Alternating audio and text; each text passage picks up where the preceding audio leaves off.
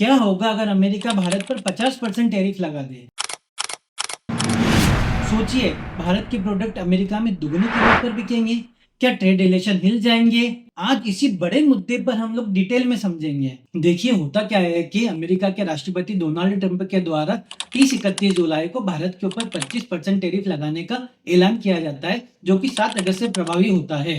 6 अगस्त को ट्रंप के द्वारा एक एग्जीक्यूटिव ऑर्डर जारी किया जाता है, जिसमें भारत के ऊपर 25% अतिरिक्त टैरिफ लगाने का ऐलान किया जाता है।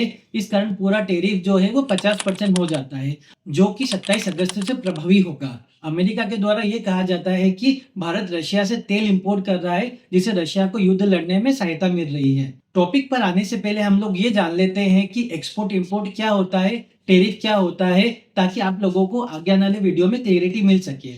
जब कोई देश अपने प्रोडक्ट को दूसरे देश को बेचता है तो इसे एक्सपोर्ट कहा जाता है, और वो जो देश जब दूसरे देश से खरीदता है तो उसे इंपोर्ट कहा जाता है, और इस पूरे घटनाक्रम को ट्रेड कहा जाता है।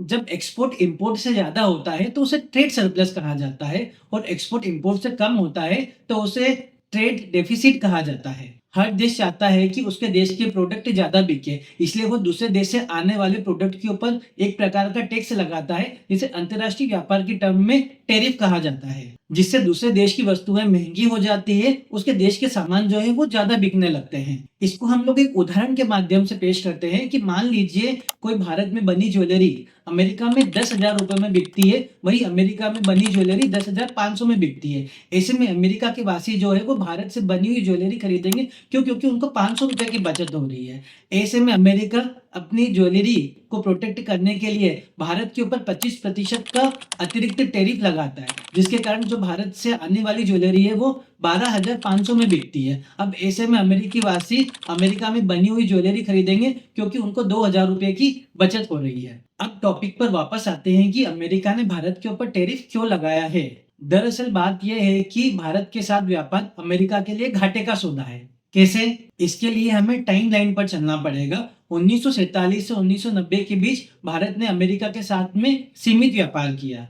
1991 में जब भारत ने एलपीजी अपनाया तो भारत ने विश्व व अमेरिका के लिए अपने दरवाजे खोल दिए और अमेरिका से तकनीकी व निवेश बढ़ाया। 2000 से 2010 के बीच अमेरिका जो है वो भारत का सबसे बड़ा व्यापारिक भागीदार बन गया। 2010 से 2016 के बीच अमेरिका और भारत के बीच व्यापारिक तनाव की शुरुआत शुरू होने लग गई। 2016 में ट्रंप के आने के बाद में तनाव और बढ़ गया, क्योंकि साल दर साल ट्रेड डेफिसिट बढ़ता गया। जो 1990 में $0.7 बिलियन था, वो 2016 तक आते आते $24 बिलियन हो गया। फरवरी 2018 में ट्रंप ने पहली बार कंप्लेंट की कि भारत उनकी हार्ले डेविडसन बाइक के ऊपर बहुत ज्यादा टैरिफ लगाता है, जिसके कारण उनकी बाइक महंगी हो जाती है और वो कम बिकती है। इसको ट्रंप ने अनफेयर कहा।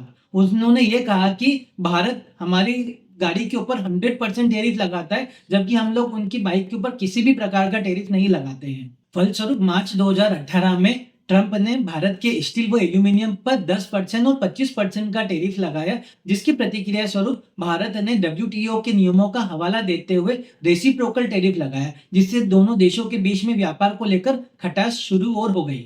2019 में अमेरिका ने भारत के ऊपर ट्रेड डेफिसिट कम करने का दबाव बनाया। भारत ने सोयाबीन, मांस और डेयरी उद्योगों पर 25% का उच्च टैरिफ लगाया, जिसके कारण दोनों देशों के बीच तनाव बढ़े। एक तरफ तो अमेरिका टैरिफ लगाता है तो दूसरी तरफ भारत जो है वो टैरिफ बढ़ा देता है। As you can see there, hand in hand, the two leaders, whether it's 9/11 or 26/11. सितंबर 2019 में आयोजित होता है हाउडी मोदी कार्यक्रम, जिसके अंतर्गत डोनाल्ड ट्रंप और नरेंद्र मोदी दोनों ने एक साथ में मंच साझा किया, और डोनाल्ड ट्रंप ने कहा कि मैं अमेरिका के सबसे प्यारे दोस्त, विश्वसनीय और ईमानदार नरेंद्र मोदी के साथ में अपना मंच साझा करके बहुत ही गर्व महसूस कर रहा हूँ। किंतु अगले ही महीने अक्टूबर 2019 में भारत को दुनिया का सबसे ज्यादा टैरिफ लगाने वाला देश कहा और भारत को एक टैरिफ किंग की तरह पेश किया गया।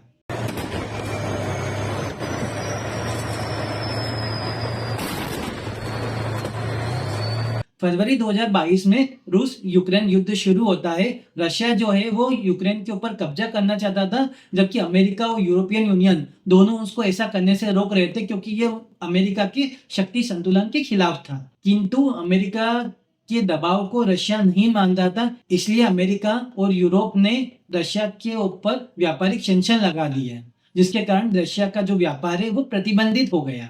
ऐसे में रशिया को अपना तेल बेचने के लिए एक ऐसे व्यापारिक साझेदार की आवश्यकता थी जो उसका तेल खरीद सके, साथ ही उसकी आवश्यकताओं की पूर्ति कर सके। भारत अपनी जरूरत का सिर्फ 15% तेल ही उत्पादन करता है, उससे 85% तेल का आयात करना पड़ता है। 2022 के युद्ध शुरू होने से पहले भारत सिर्फ 2% तेल रशिया से आयात करता था, किंतु व्यापारिक सेंक्शन लगने के बाद तथा रूस का क्रूड सस्ता होने के बाद भारत अब 40% तेल रशिया से आयात करने लगा है। ट्रंप के द्वारा भारत के ऊपर टैरिफ लगाने का एक कारण और हो सकता है कि ट्रंप अपने कृषि प्रोडक्ट, पशुपालन तथा मत्स्य पालन को भारत में प्रवेश करवाना चाहता है, और जबकि भारत को ये अंदेशा है कि ये जो अमेरिका की गायें हैं वो मांस खाती है, जिसके कारण भारतीयों की भावनाएं आहत हो सकती है। आपको क्या लगता है कि ट्रंप के द्वारा जो भारत के ऊपर टैरिफ लगाया जा रहा है वो सही है या गलत? अपने जो उत्तर है वो कमेंट बॉक्स में जरूर दें। अगले वीडियो में आप ये जानेंगे कि अगर भारत रशिया से तेल आयात करना बंद कर दे तो क्या होगा। Stay updated for the next video. अगर आपको वीडियो पसंद आया है तो वीडियो को लाइक करें, कमेंट करें और शेयर करें तथा चैनल को सब्सक्राइब करें। Thank you.